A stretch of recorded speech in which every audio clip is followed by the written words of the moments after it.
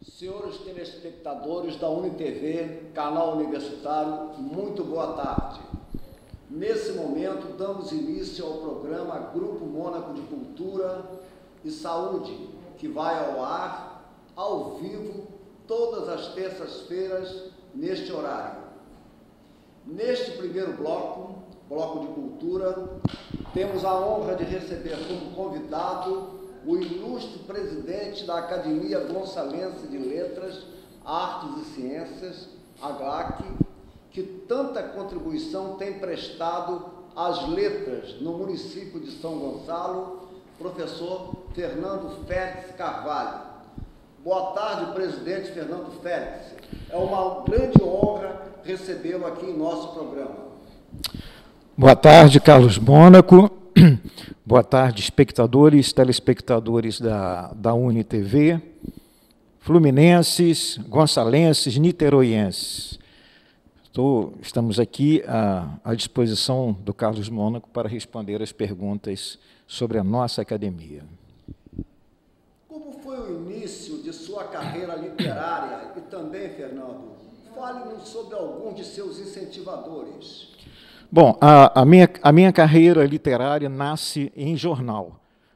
Com 15 anos de idade, eu já escrevia para jornais da minha cidade, o São Gonçalo e a revista Gaivota.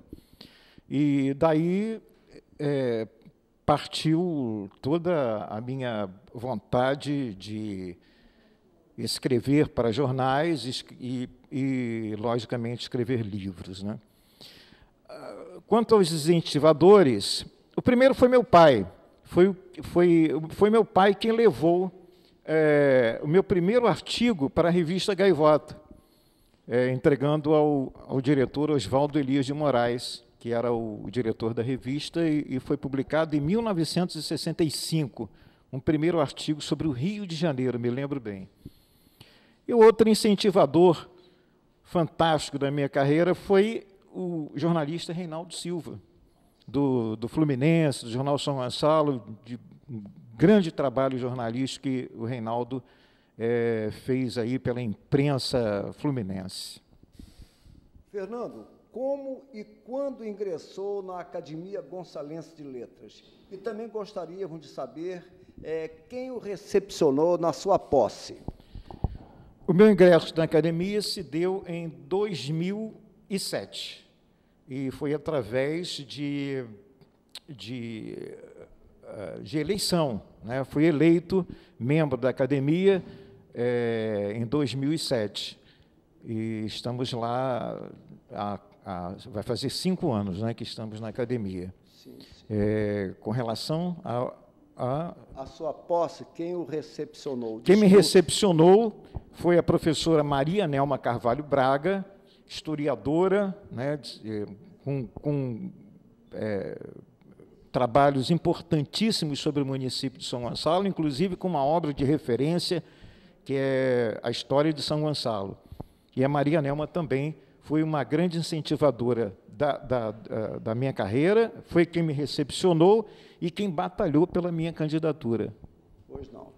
A Maria Nelma realmente é uma escritora, uma historiadora consagrada, e vamos dizer também que São Gonçalo teve outros historiadores de grande nível.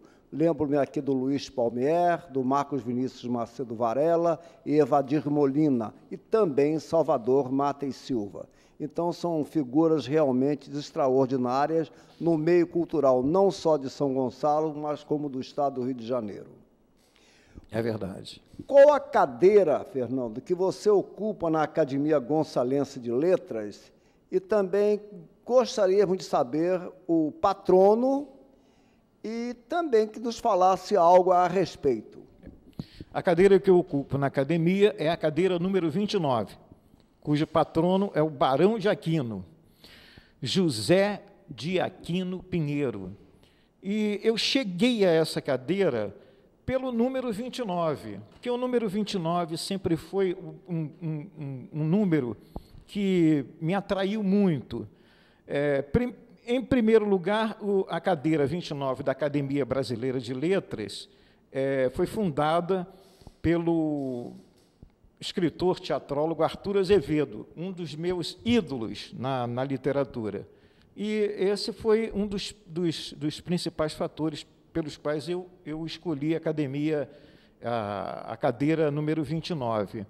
E me encontrei na cadeira 29 com o patrono da cadeira, que é o Barão de Aquino, uma figura exponencial, inclusive na educação e na cultura, porque o Barão de Aquino foi feito barão com louvor, né? Barão em homenagem aos serviços que ele prestou à educação superior no Rio de Janeiro. Pois não.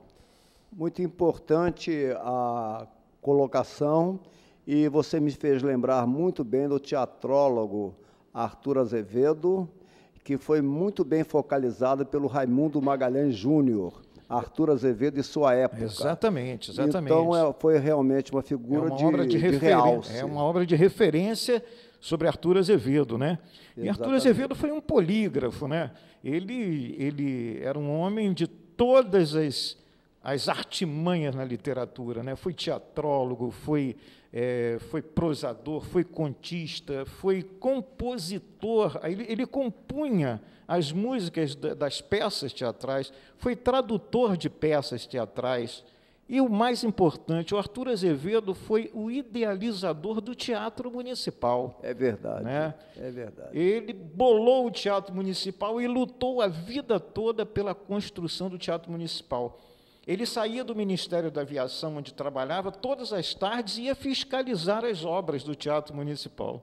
Muito bem lembrado a figura de Arthur Azevedo. E parabéns por ocupar uma cadeira que tem o patrono Arthur Azevedo. Muito bom.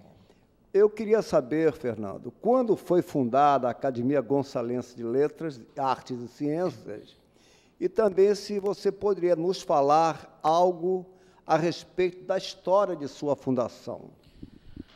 A academia foi fundada em 21 de setembro de 1974. Portanto, nós estamos à beira de completar 38 anos, né? Agora, em 2012, a academia completará 38 anos de existência, com atividades ininterruptas. A academia não tem sede própria, mas nunca deixou de funcionar.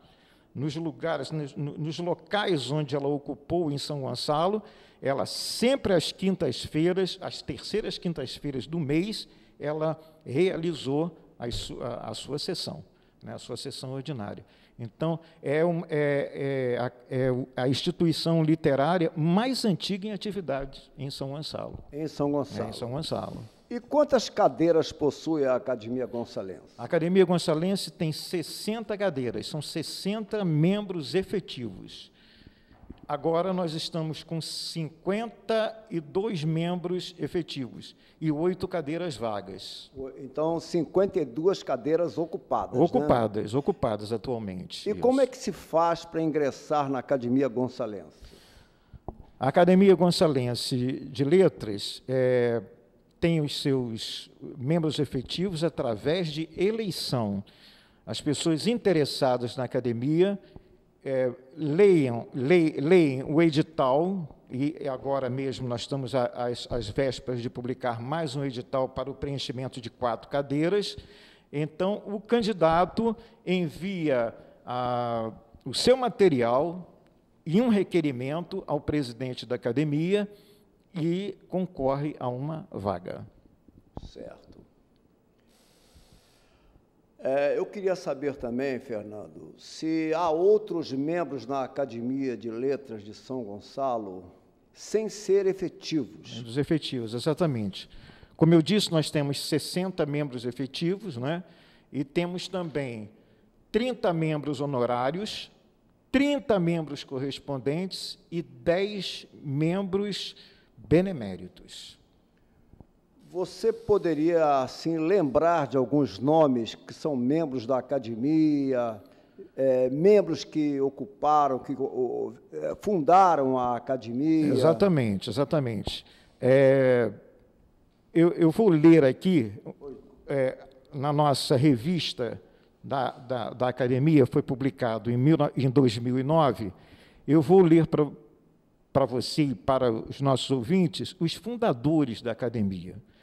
São fundadores considerados da Academia Gonçalense de Letras Otton Sampaio, Humberto Sueiro de Carvalho, Jorge Uchoa de Mendonça, Júlio César Vane, Elter Barcelos, Fernando Barbirato, Matatias Bussinger, Mauro Costa, Marlene Salgado, Emílio do Carmo, Aida Faria, Everaldo Botelho, Sol Sobral, Francisco Osvaldo Magliano, Aloysio Mana, Antônio da Costa Maia, César Matos, Maria de Lourdes Valentim, a Maria Omar, Cirlei Costa de Oliveira, Alberto de Araújo, Paluma Filho, Irídio Frederico Bittencourt, Sebastião Falassi, Raimundo Padilha, Sinésio de Aquino, Antônio de Almeida Moraes Júnior, Líade de Almeida e o doutor Estênio Cantarino Cardoso.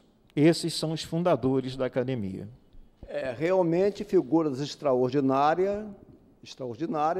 Algumas tive o privilégio, a felicidade de conviver, como é o caso do Líade de Almeida, que presidiu aqui em Niterói. Ele fundou o Instituto Nacional de Desenvolvimento Cultural, um poeta consagrado. Antônio Almeida Moraes Júnior foi considerado aqui um dos maiores oradores que tivemos. Exatamente. A Maria Omar, autora de várias obras, também foi membro aqui da Academia Niteroense de Letras e do Cenáculo Fluminense de História e Letras. Otton Sampaio, que foi um dos idealizadores da fundação da academia, realmente nomes que de realce na nossa... Emílio do Carmo foi desembargador, tive assim, muitas das vezes encontrávamos, né, e conversávamos sobre literatura, então realmente os membros fundadores da Academia Gonçalense de Letras realmente eram ilustres figuras. Eu queria saber, Fernando, quando assumiu a presidência da Academia Gonçalense de Letras? Eu assumi a presidência da academia em 2010, em setembro de 2010. Portanto, estamos nessa administração há um ano, né? Vamos para 2 anos agora. Certo. Você pretende continuar? É o seu pensamento? O pensamento é cumprir o prazo que o Estatuto determina, né? Certo. Que são 3 anos de mandato. Certo. Né? A finalidade é essa, é cumprir os 3 anos de mandato. Pelos comentários que ouço, porque eu, felizmente, convivo com muitos dos escritores, não só daqui, como de São Gonçalo, e os comentários a respeito da sua gestão na presidência são bastante elogiosos, enaltecidos. Muito obrigado, muito obrigado. Fale-nos sobre alguma das atividades realizadas em sua gestão.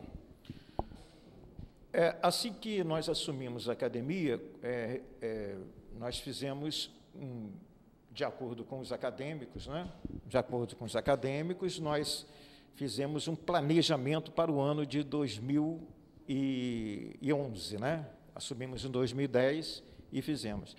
E realizamos, todas as quintas-feiras, realizamos nossas palestras, né? Todas as quintas-feiras há palestras na sessão ordinária da academia. As reuniões são semanais? São mensais. Mensais. Então, as toda terceira quinta-feira de cada mês, nós realizamos nossa sessão ordinária e sempre com um palestrante, né? Sim. Sempre com um palestrante. E foi realizado perfeitamente isso. Agora estamos estudando o planejamento, né? O organograma de 2012. Esses palestrantes que você acabou de se referir são palestrantes membros da Academia Gonçalense ou também há visitantes, há palestrantes de fora? Isso, são membros da academia e também convidados, né? Eu me lembro aqui que houve um palestrante convidado que foi o Nelson Tangerini, um dos últimos palestrantes lá na academia, com muito sucesso, né? Falou sobre o Café Paris, né? Que é um tema de um livro dele, né? E foi fantástica a apresentação dele. E o pai do Nelson Tangerino, Nestor Tangerini, fez parte do grupo do Café Paris. Exatamente. E o Nelson Tangerini é um grande estudioso do Café Paris, que marcou aqui em Niterói, né, durante muito tempo. Era o ponto de encontro de escritores intelectuais da época, da década de 20. A última palestra que tivemos lá foi a palestra do Gilberto, né, nosso acadêmico Gilberto, que falou sobre a história do Cristo Redentor.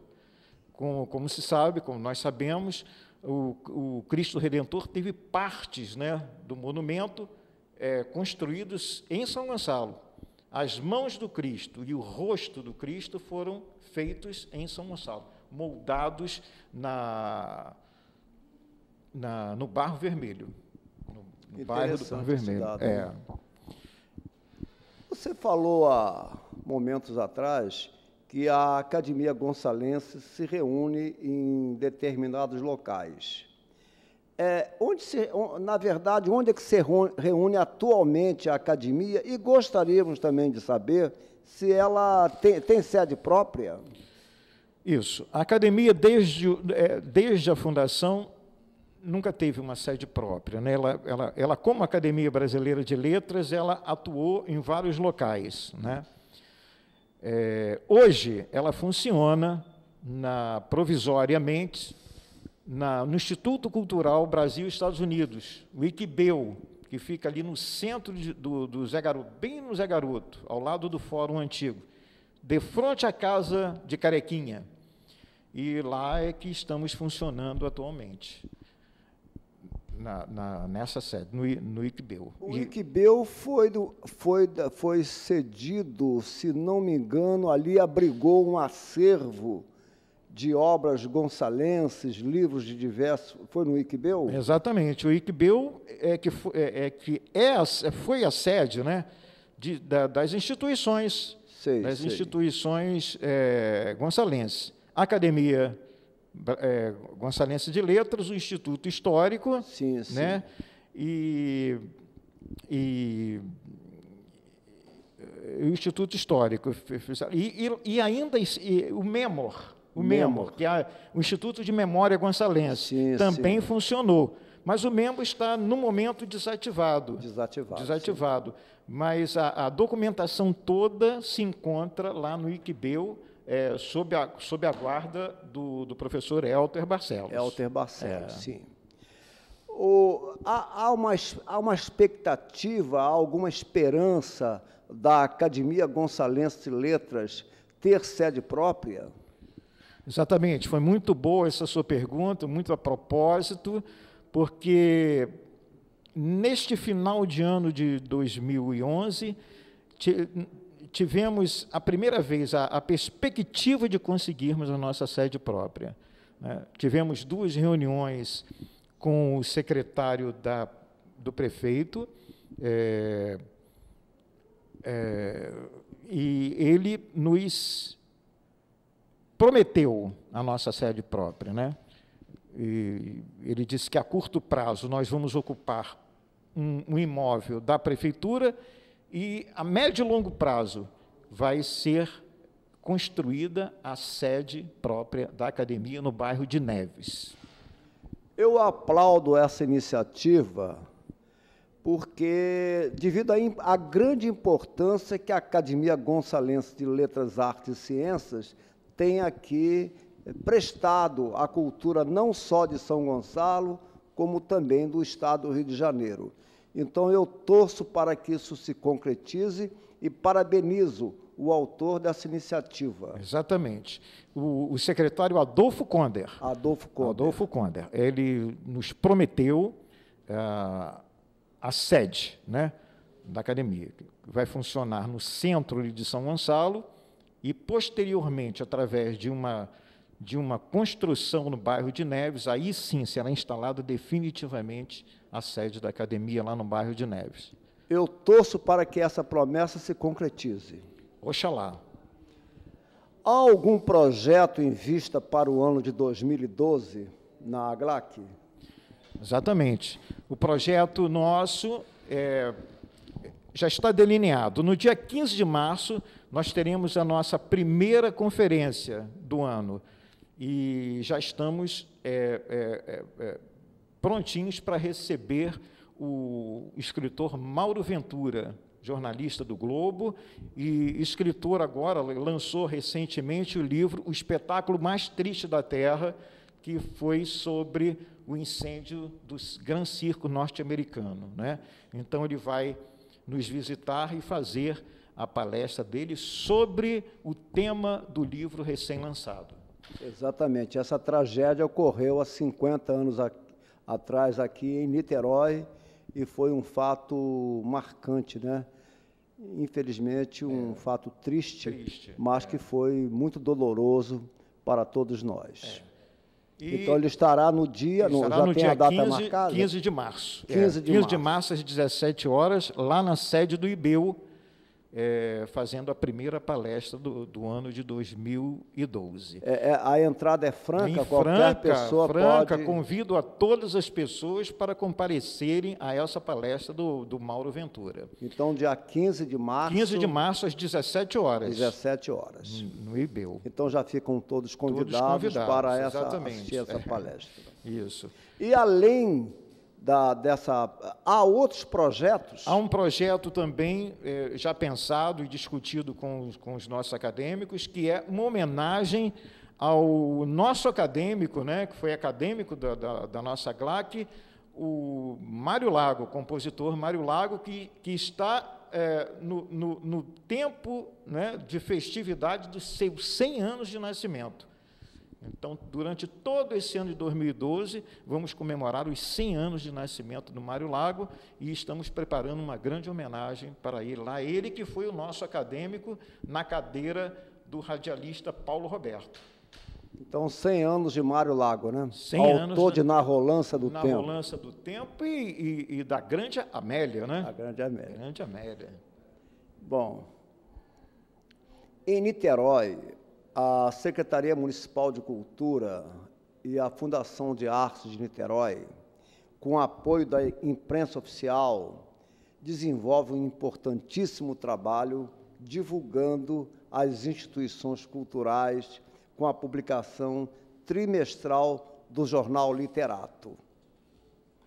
As academias de letras vêm aplaudindo de pé a iniciativa dessas instituições.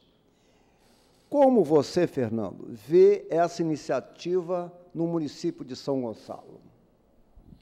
Bom, aí seria a maravilha das maravilhas, né? Um jornal como o Literato, que divulgasse as instituições culturais de São Gonçalo, seria maravilhoso. E rezamos e fazemos votos para que isso chegue à realidade, né?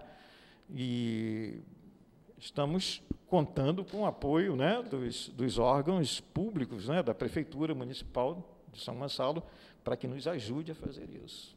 E eu vou bater palmas para essa... Que maravilha que será. Fernando, como você se sente em presidir uma instituição cultural tão importante aqui no Estado, que é a Academia Gonçalense de Letras, Arte e Ciência? Como você se sente ser presidente da academia? Agora, você imagina, né? Imagina só a minha alegria em presidir a GLAC, porque eu nasci em São Gonçalo, né? Nasci na pracinha de São Gonçalo, no coração de São Gonçalo, no Hospital Luiz Palmier. E vivi a minha vida toda de estudante, de jovem, sempre em São Gonçalo. E hoje eu presido uma instituição cultural de São Gonçalo. É uma honra muito grande e eu sinto orgulho em presidir a academia. E lá eu só tenho amigos, né? A gente só tem amigos na academia, o professor Helter, o Otto Sampaio, o Salvador da Mata Silva, o Marcos Vinícius, só temos amigos ali. Então, é muito tranquilo presidir uma academia com amigos, né? Parabéns pela sua presidência. Muito obrigado. E as suas obras publicadas, poderia nos apresentar? Eu tenho algumas participações em antologias, né? E meu primeiro livro foi o livro Viagem, que é um livro de poemas que eu publiquei em 2006. E, através dele, foi que eu consegui um ingresso à academia, né? Através dele que eu me tornei um membro da cadeira 29 da academia. E, posteriormente, eu publiquei um conto chamado O Autógrafo, que foi publicado em 2008.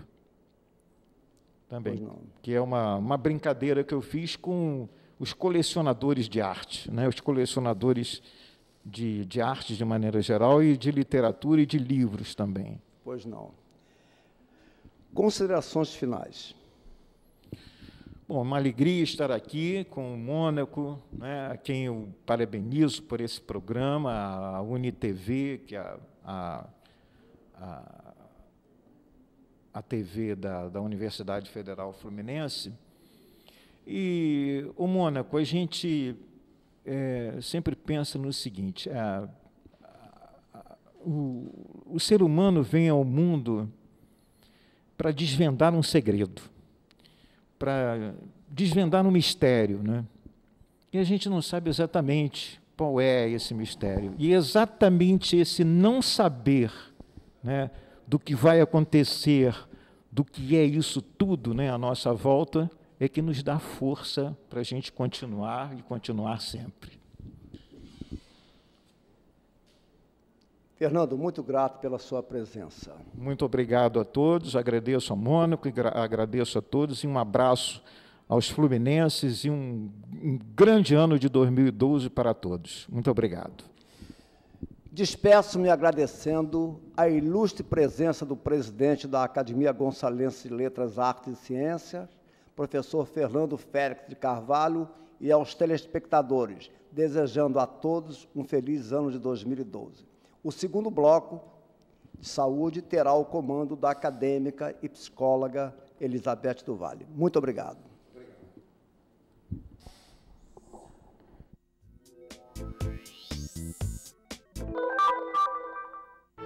O professor Sávio Bruno, da Faculdade de Veterinária da Universidade Federal Fluminense, coordena o levantamento vídeo-fotográfico e descritivo da fauna do Parque Nacional da Serra da Canastra.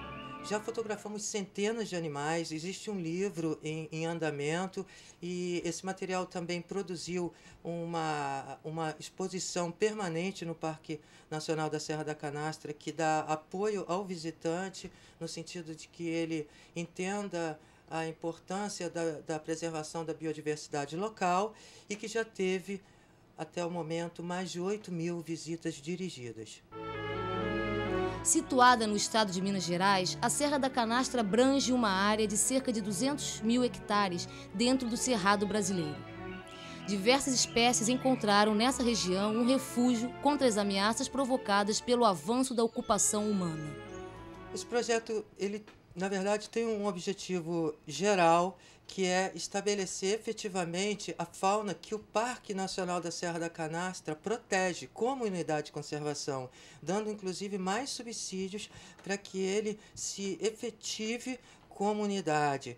E lógico que os animais que estão interagindo no meio, vamos dizer, no meio, o Parque da Serra da Canastra, eles constituem fatores bióticos que interagem com fatores abióticos, como o próprio solo, a vegetação, a água, propriamente dita, que é um dos motivos mais atrativos do parque. Ou seja, todos esses projetos, quando se fala em preservar a fauna ou a flora, na verdade nós estamos preservando um ecossistema que protege a nascente do Rio São Francisco, o rio tido como todos nós conhecemos na história como o Rio da Unidade Nacional.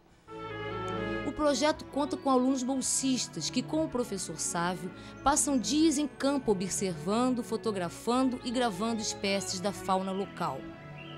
Para a gente conseguir se aproximar o suficiente para fazer uma boa imagem, a gente tem utilizado roupas camufladas, né? Então a gente se camufla dos pés à cabeça, passa uma tinta camuflada no rosto e cobre qualquer parte do corpo que esteja exposta, né? Principalmente para proteger dos insetos, carrapato, mosquito.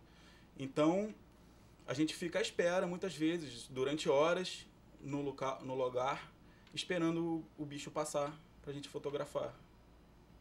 Assim, na verdade, a gente tem uma rotina, né? De acordar cedo todos os dias e sair camuflado pro mato e ficar lá esperando os animais passarem pra gente fotografar e filmar. E agora a gente começou também a coletar moldes de pegadas de animais, assim, que passam na beira do rio, a gente vê a pegada e bota lá o molde, joga o gesso e aí fica lá secando. Depois a gente pega de novo e já tá lá o molde direitinho, a pegada do animal, assim. Essa é a rotina mesmo, todo dia a gente faz isso. Sai de manhã cedo, chega à noite, na maioria das vezes. Mais de 300 espécies foram fotografadas pelo projeto. Entre elas, o tamanduá-bandeira, o lobo-guará e o raro pato mergulhão, alvo de um projeto à parte que já gerou uma publicação.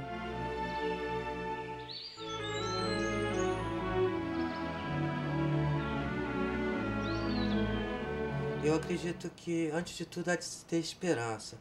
Mas não adianta ter só esperança se não houver um aprofundamento de valores como a própria compaixão, mas não uma compaixão do ser humano para com o ser humano, mas uma compaixão do ser humano com todas as expressões de vida e com o próprio planeta do qual ele compõe.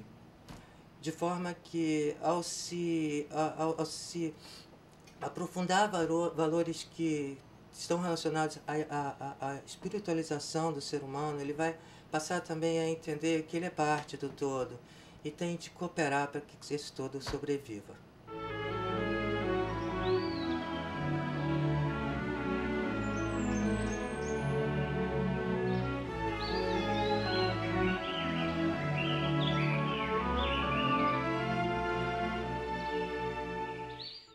Boa tarde para você, telespectador da UniTV. Estamos aqui com mais um Bem-Estar e Saúde e hoje trazendo uma novidade para vocês, que é para falar um pouquinho de alguma coisa que está sendo feita sobre o nosso trabalho. E quem vem trazer isso para a gente é o Cláudio Oliveira Barbosa, que é bolsista, né, e está em treinamento na Pró-Reitoria, né, sobre assuntos estudantis. Não é isso, Cláudio? Eu sou bolsista treinamento, boa tarde, sou da Pró-Reitoria de Assuntos Estudantis e estou fazendo aqui um trabalho para o Grupo Mônaco de Cultura e Saúde, mas eu sou bolsista da UniTV, do Grupo UniTV. Uhum. Cláudio, fala um pouquinho, então, sobre esse blog que você está fazendo no nosso programa, né? Quer dizer, o que te levou, né, a escolher o nosso programa para fazer o blog, né? Eu percebi que o programa aborda assuntos de interesse, tanto são interesses do grupo acadêmico e são interesses também do público, que é a cultura e a saúde. E como a Elizabeth do Vale, ela sempre está abordando os temas amplamente com o Mônaco na parte de cultura e ela em bem-estar e saúde, isso criou em mim um interesse como um trabalho que eu posso fazer com reportagens, transformar esses trabalhos de entrevistas com personalidades que eles sempre trazem aqui, convidados, e trazer para responder perguntas do interesse público e esclarecer mesmo o próprio estudante que está buscando experiência profissional, e eu sou um deles e eu achei muito interessante, e como nós já temos um blog, a UniTV tem um blog, e nós sempre estamos trabalhando com esse blog, que são o blog da UniTV para vídeos que são feitos aqui na UniTV e são editados e postados, e nós fazemos os textos, as reportagens com os vídeos. Eu achei interessante fazer isso também com o Grupo Mônaco, porque cultura e saúde é um interesse muito amplo para a sociedade, para o grupo acadêmico e para a UF, né, em especial também. Uhum. Cláudio, então, passa para o nosso telespectador o blog, como é que eles vão acessar, né, o site direitinho. Certo. Tem duas formas de ter acesso. Você pode acessar pela UniTV através do www.uf.br/UniTV, vai clicar em programas. Ao clicar em programas, tem o programa Grupo Mônaco, você vai clicar no Grupo Mônaco e tem um blog. Aí vai entrar diretamente no blog. Ou você pode acessar o próprio blog mesmo pelo site www.gmces.wordpress.com/. E você vai ter acesso... Vamos repetir? Repete mais devagar um pouquinho. Você pode acessar pelo próprio site da UniTV, pelo canal da UniTV, www.uf.br/UniTV, você vai acessar no ícone Programas e depois vai acessar no ícone Grupo Mônaco e depois Blog. Aí entra diretamente no blog. Ou você pode acessar pelo próprio blog, www.gmcs.wordpress.com. E você vai ter acesso lá a todas as informações, os convidados, os artigos, as postagens, os assuntos abordados semanalmente. E se tiver algum interesse em fazer algum comentário, se tiver interesse em falar conosco sobre alguma crítica, sobre alguma coisa referente ao programa, ou uma pergunta de interesse na área de saúde, bem-estar ou cultura, você pode também fazer essa pergunta e enviar para coliveira@id.uf.br, que é o próprio e-mail de acesso no qual eu correspondo para o Grupo Mônaco, que eu sou um dos responsáveis como bolsista treinamento na área de jornalismo. Então, repete o e-mail. www.gmces.wordpress.com/. Esse é o blog propriamente. Esse é o blog. Não, estou falando o e-mail, isso que você colocou por último, o e-mail, que é o seu correio eletrônico. Isso mesmo, para ter acesso a, se você quiser fazer uma pergunta direcionada à saúde, para a Elizabeth responder, Elizabeth do Vale, ou Carlos Mônaco, que é na área de cultura, você pode ter acesso através do meu e-mail, que é o coliveira, COLIVEIRA@id, que é o id, .uff.br. Então, Coliveira. Isso mesmo, Coliveira. Coliveira@id.uf.br. Tá bom. Cláudio, você quer colocar mais alguma coisa para o nosso telespectador? O que eu gostaria de falar é que é um prazer em trabalhar fazer um trabalho para o Grupo Mônaco, e eu tenho um grande prazer em abordar também esses temas como área jornalística, e qualquer interesse, qualquer pergunta vai ser válida para que a gente possa estar passando para os nossos apresentadores, que são Carlos do Vale, Carlos Mônaco e Elizabeth do Vale, que são nossos queridos apresentadores, para podermos responder e esclarecer. E o meu interesse maior é corresponder mesmo ao espectador, e como bolsista na área de jornalismo, trabalhar mesmo com essa área de reportagem. Uhum. Que é o que você gosta de fazer. Justamente. Né? É o que te move. Isso mesmo. Né? Então, tá bem, Cláudio, suas considerações finais para o nosso telespectador, né? Porque você vai nos deixar e eu vou continuar, então, a minha conversa aqui com o pessoal de casa. Tá, obrigado por tudo. Tenha uma boa tarde. Tá, querido, muito obrigada pela sua presença e pelo estímulo que você está dando à nossa programação aqui na UniTV. Tá bom? O prazer é meu, tá. Elizabeth do Vale. Tchau, obrigada. Bom, e para vocês agora, vamos continuar aqui falando sobre algumas questões, né, que continuam sendo enviadas. E eu queria começar focalizando uma temática que eu acho que o niteroense, de certa forma, não está tendo a atenção que nós precisaríamos ter com essa situação. E antes que isso assuma um quadro desproporcional no sentido de se tornar epidêmico também, como já tivemos em outras ocasiões, em outros locais do Estado do Rio, como Rio de Janeiro, por exemplo, é a questão da dengue, né? A meu ver, em Niterói, por exemplo, eu não vejo nada no sentido de prevenção do mosquito que transmite a dengue, né, o Aedes aegypti. Eu não vejo mobilização alguma da parte das autoridades do município, né, da parte da prefeitura, né, no sentido de que, no ano passado, nós tínhamos, de vez em quando, em nossas casas, a visita, né, de pessoas ligadas ao setor de zoonose da prefeitura, colocando os remedinhos nos ralos, enfim, e fazendo uma vistoria em nossas casas, principalmente nós que moramos na região oceânica, onde a gente percebe bem a infestação do mosquito, que é uma coisa drástica, cada dia piora, e não se vê, justamente da parte das autoridades competentes, nada sendo feito. E a população também, eu acho que toma carona no fato de, bom, como as autoridades não estão fazendo nada a respeito, é porque em Niterói a gente não está ainda numa situação que deva correr tanto atrás do mosquito assim. Não, engano. Engano. Né? Nós temos que correr muito atrás disso, acima de tudo, porque dengue mata.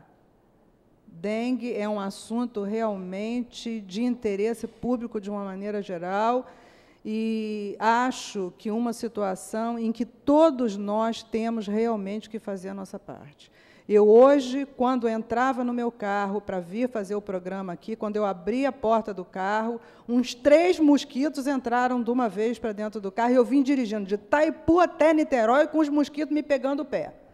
Né? Então, isso, para vocês verem, a dificuldade que é, né, acabar com esse mosquito. Né? Sem contar dentro de casa, que é uma loucura. Lá, por exemplo, a gente tem que colocar tela nas janelas, tela em tudo quanto é lugar. Né? Nas portas fica meio complicado, mas, se pudesse, colocaria até nas portas, porque é uma infestação de mosquito, uma coisa pavorosa. Então, até que ponto as pessoas, cada uma na sua moradia, no seu trabalho, por exemplo, as pessoas que lidam com lixo, né, têm que cuidar desse lixo. Né? As pessoas que lidam, por exemplo, eu vejo muito supermercado. Né? Supermercado, molha-se as verduras, molha-se legumes, molha-se frutas, e fica uma aguinha aqui, uma aguinha ali, uma aguinha lá, e, às vezes, a gente vê as atendentes do caixa do supermercado usando o ventilador para tirar mosquito de cima. Ah, tem muito mosquito aqui, vamos chegar perto do ventilador para espantar um mosquito. Não seria essa a tarefa a ser feita, a gente sabe. Né? Essa é a tarefa do menor esforço, e que não vale para nada. Né? Então, o fato é que todos nós somos responsáveis pelo avanço, né, e pela delicada situação que a gente enfrenta, que é uma situação que realmente, inclusive, ocupa os hospitais de uma maneira geral, quer dizer, tira, né, o pessoal da saúde de outras áreas que são importantes de serem atendidas, para cuidar de uma coisa que deveria ser, acima de tudo, feita pelas autoridades competentes, sim, e por nós todos, cidadãos, que temos também a nossa parte a ser feita. Então, eu diria para o cidadão niteroense, não brinque nem banalize a dengue. A dengue mata, e mata rapidamente. Né? Eu já tive dengue 2 vezes. Na segunda vez, eu fiz um quadro de leucopenia muito grave. Levei mais ou menos uns 6 meses para me recuperar. Tinha vertigem na rua quando saía, sentia mal-estar, sem contar os quadros depressivos que alguns tipos de dengue ocasionam. Então, realmente, é uma doença que faz estrago. E a gente precisa combater isso. Quer dizer, até que ponto as associações de moradores precisam também se dar conta de que é necessário fazer alguma coisa. É necessário também, de certa forma, solicitar às autoridades que hajam, que façam alguma coisa. Nós precisamos realmente sair desse conformismo e fazer a nossa parte, com toda certeza. E agora, alguns comentários. No último programa que eu fiz, eu cometi um errinho. Quando eu falei no livro A Arte de Amar, eu falei que o autor era o Erich Fromm, né?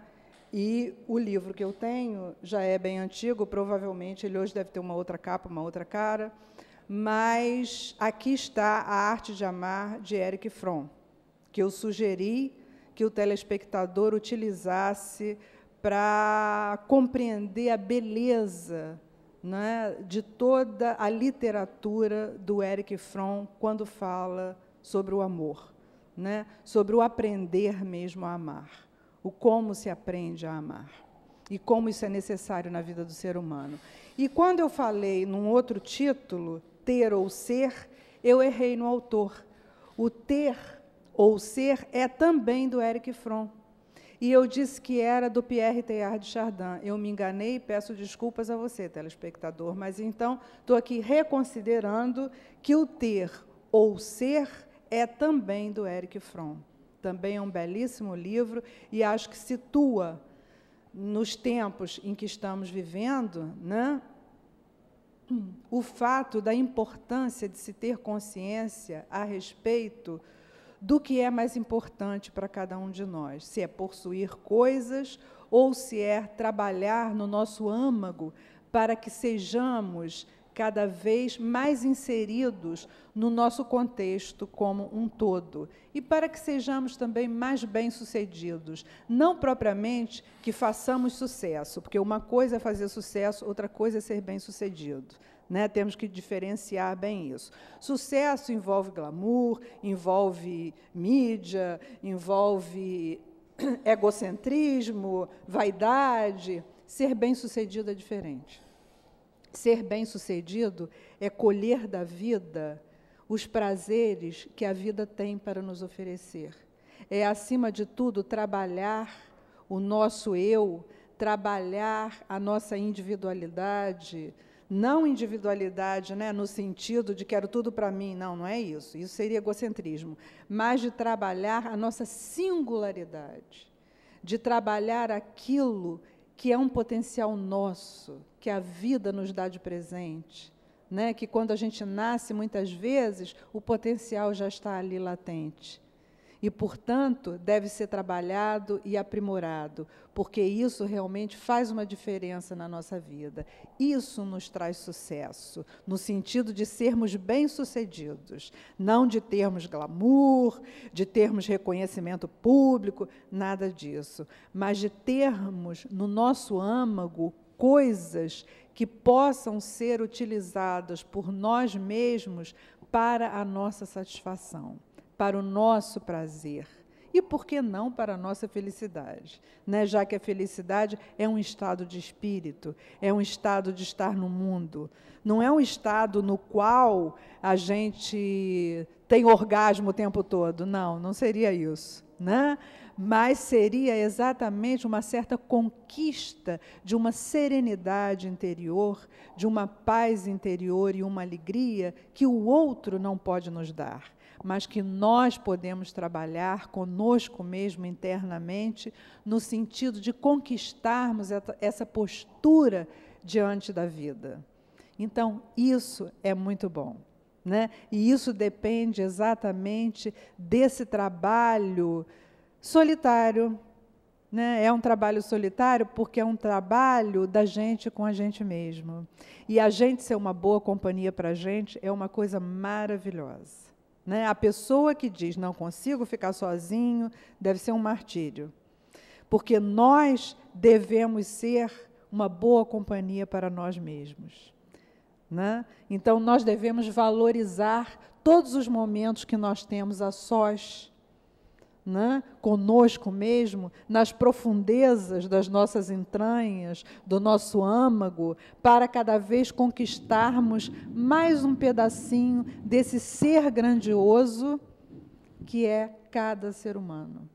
conhecermos as nossas singularidades cada vez mais, para que possamos, então, encontrar mais alegria, mais serenidade e mais prazer no nosso caminhar, na nossa vida. E agora, algumas questões que ficaram ainda por responder, e que eu, de certa forma, até já falei um pouco sobre elas, mas que vou abordar agora de uma outra maneira, como, por exemplo, o checkmate aqui que me deram numa das questões, né, para que eu falasse como se aprende a viver. Como se aprende a viver? Acho que só tem uma forma, vivendo. Né? Não existe uma cadeira lá nas disciplinas escolares escrita a arte de viver. A arte de viver, segundo o poeta Vinícius de Moraes, né, é a arte do encontro. E eu gosto muito dessa definição, de que a vida é a arte do encontro. Porque, na medida que eu encontro o meu semelhante, na medida que eu volto o meu olhar para o outro, é exatamente nessa medida que eu sei de mim. Porque eu só sei do eu em relação a um tu. Eu não sei de mim se não tenho alguma coisa para me comparar com ela, para me relacionar com ela, eu não sei de mim. Então, é preciso que a gente estreite os nossos laços nessa arte do encontro, né, na caminhada do viver, para que a gente também promova esse encontro da gente com a gente mesmo, né, que é uma das coisas primordiais para que a gente administre a nossa vida de forma mais bem-sucedida. Como se daria o processo de crescimento? Desde que o bebê nasce, né, até que nós nos tornemos adultos, o ser humano passa por várias etapas, né, tanto biologicamente, né, em relação ao desenvolvimento biológico, fisiológico, né, de uma maneira geral, como ele passa pelo desenvolvimento psicológico, intelectual, né, que estão ligados ao funcionamento do psiquismo. E, nesse desenvolvimento, ele vai passar exatamente por várias etapas. E, acima de tudo, acho que a primeira etapa da vida da criança seria, assim, diretamente, objetivamente falando, a criança aprender a lidar com as limitações, né? Na hora do papai e da mamãe entrarem no campo justamente educacional e começar a mostrar para a criança que algumas coisas não podem ser feitas, né? Então, o não é extremamente educativo. O não poder fazer isso, ou não poder fazer aquilo, o não poder colocar o dedinho na tomada, porque senão leva choque, né? O não poder chegar na janela muito alta, porque pode cair lá embaixo, e se cair, é complicado, né? O não pode atravessar na frente dos carros, se os carros não estão parados, se o sinal de trânsito não está aberto para o pedestre. Isso tudo a criança vai aprendendo ao longo da vida, né, como limitações que devem ser passadas para todo ser humano, né, no momento em que ele já pode entender a respeito daquilo, para que ele possa, absorvendo isso, conseguir dar conta de que nós, seres humanos, somos limitados, precisamos nos desenvolver, mas há um preço que pagar por esse desenvolvimento, né? Na vida não se pode fazer tudo o que se quer, né? De uma maneira geral, até na vida nós fazemos muito mais aquilo que não queremos do que o que gostaríamos de fazer, né? Quantas vezes a gente chega em casa ao final de um dia de trabalho e diz: ai, mas que cansaço, ai, queria tanto fazer isso, fazer aquilo outro, não fiz nada do que eu queria. E é isso mesmo. Por isso, temos que ter esse trabalho cada vez mais arrojado com a gente mesmo, para que a gente possa, em alguns momentos, fazer algumas escolhas a nosso favor. Mas até que para que possamos fazer algumas escolhas a nosso favor, é necessário essa consciência, é necessário esse conhecimento, é necessário saber que na vida fazemos muito mais aquilo que não gostamos do que aquilo que gostamos. Isso é uma etapa do crescimento. Se nós tivermos isso em boa consciência, provavelmente vamos facilitar muito as nossas vidas. Uma outra questão, o processo de envelhecimento e de crescimento assusta.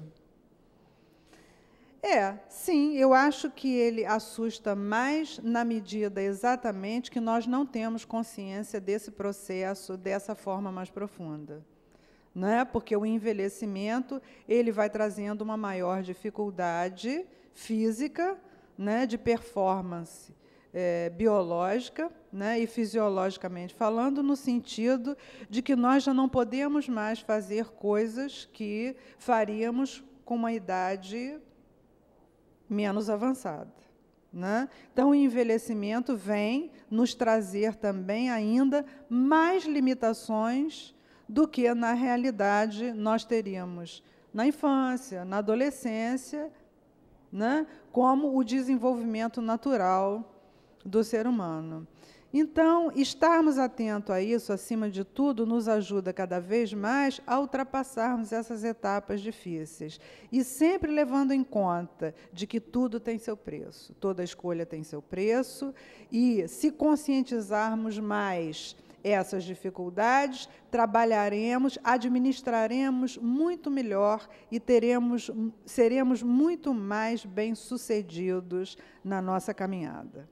Correto? Bom, então, para você que nos assiste, o meu feliz 2012, que esse ano seja um ano de projetos, um ano de sonhos, sim, porque nós precisamos sonhar, porque sem os sonhos a vida fica muito monótona, muito árdua demais. Então, sonhos precisamos ter, sim. Né? E que nós possamos fazer também pelo nosso município mais coisas do que temos feito. Ou seja, que tenhamos mais empenho de levarmos adiante alguns projetos que precisam ser acolhidos pela população como um todo. Meu beijo e até o próximo programa.